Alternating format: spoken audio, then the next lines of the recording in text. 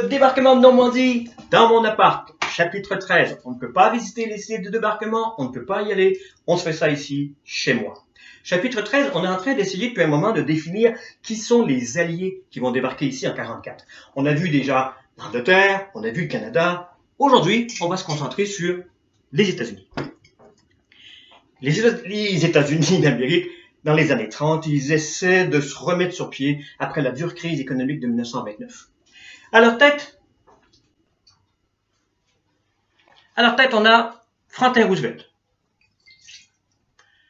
Le peuple, lui, considère que ce qui se passe là-bas, ça ne le regarde pas. C'est pas leur guerre. Ça, c'est une politique d'isolationnisme.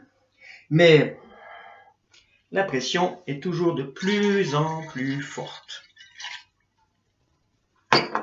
Les États-Unis, depuis un moment déjà, aident l'Angleterre, ce qui les positionne contre l'Allemagne. De l'autre côté, ils aident aussi la Chine, ce qui les positionne contre le Japon. Ils vont jusqu'à instaurer un embargo sur leur vente de pétrole au Japon, ce qui met le Japon à genoux. Le Japon exige une rencontre pour en discuter. Les États-Unis refusent. Le Japon va attaquer Pearl Harbor. Roosevelt a les mains libres. Voilà, tout d'un coup, tout le monde veut la guerre. C'est comme si, je sais pas moi, quelqu'un allait détruire des gratte-ciels à New York et qu'un gouvernement qui considérait qu'il a des avantages à partir en guerre en profitait. C'est comme ça. Carpe diem.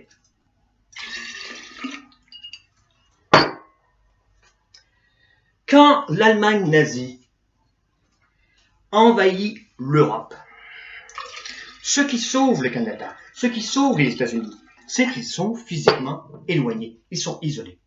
Ils n'ont absolument pas la force militaire de résister à la puissance de l'armée nazie. Les États-Unis le savent. Ils vont monter une armée solide, une armée toute neuve, avec des moyens luxueux. Tout y est. C'est une armée, entre autres, formée de très jeunes hommes. Ils sont inexpérimentés, mais ce sont des troupes fraîches. Et ça, c'est drôlement important quand on va combattre contre des troupes usées par des années de guerre. Il y a des années déjà, à ce moment-là, que les États-Unis donnent des moyens techniques et financiers à l'URSS pour aller mourir par millions à lutter contre le Troisième Reich. En contrepartie, Staline exige depuis au moins 2 ans que les États-Unis et leurs alliés ouvrent un front à l'ouest. Et en 1944, on y est.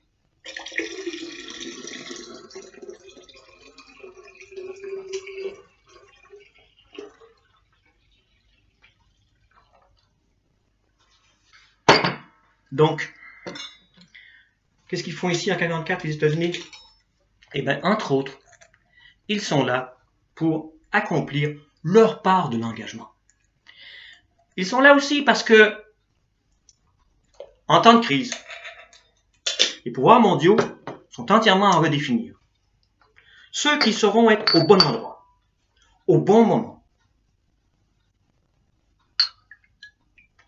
pourront en tirer de très très grands profits pour le futur. Prochain chapitre, 14. Les autres alliés. Merci beaucoup.